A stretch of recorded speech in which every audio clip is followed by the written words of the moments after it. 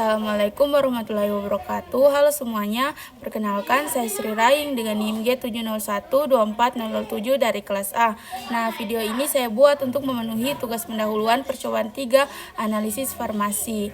Nah, langsung saja pada soal yang pertama kita akan membahas sampel paracetamol mulai dari indikasinya, mekanisme, dan strukturnya. Jadi, paracetamol merupakan senyawa obat yang bekerja sebagai analgetik untuk meredakan nyeri dan antipiretik untuk menurunkan demam.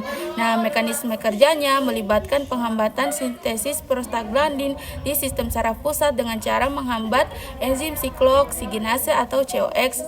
Secara struktural, paracetamol ini terdiri dari cincin benzena yang tersubstitusi oleh gugus hidroksil atau OH dan gugus asetaminoda atau NHCOCH.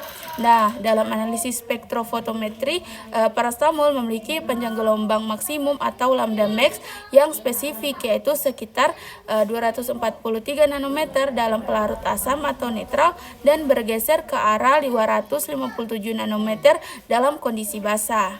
Selanjutnya, prinsip dasar dari spektrofotometri UV-Vis adalah hubungannya dengan hukum Lambert-Beer yang menyatakan bahwa absorbansi atau jumlah cahaya yang diserap oleh suatu larutan berbanding lurus dengan konsentrasi zat terlarut dan tebal lapisan larutan yang dilewati cahaya. Nah, dalam analisis farmasi, metode ini digunakan untuk mengukur kadar zat aktif obat yang memiliki kemampuan menyerap radiasi pada daerah ultraviolet sekitar 200-400 nanometer atau cahaya tampak sekitar 400-800 nanometer.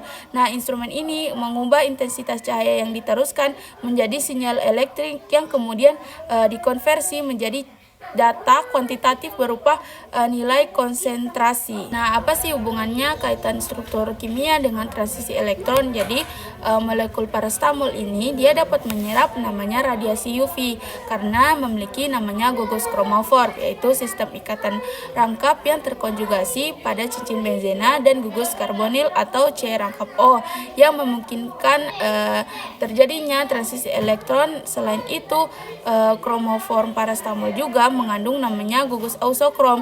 Nah, ausokrom ini yang berinteraksi dengan kromoform untuk meningkatkan intensitas serapan dan menggeser panjang gelombang ke arah yang lebih besar menjadi transisi elektron, sehingga molekul tersebut menjadi sangat responsif terhadap sinar UV. Selanjutnya kita akan membahas fungsi dan pentingnya larutan blanko. Jadi larutan blanko ini yaitu berisi seluruh komponen pelarut tanpa zat aktif paracetamol.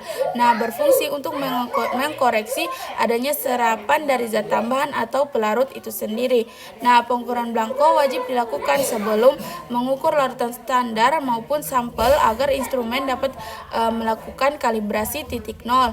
Dengan melakukan langkah ini, kita dapat memastikan bahwa nilai absorbansi yang terukur pada layar instrumen adalah murni berasal dari paracetamol, sehingga hasil penetapan kadar menjadi akurat dan tidak terdistorsi oleh gangguan latar belakang atau noise dari matriks pelarut.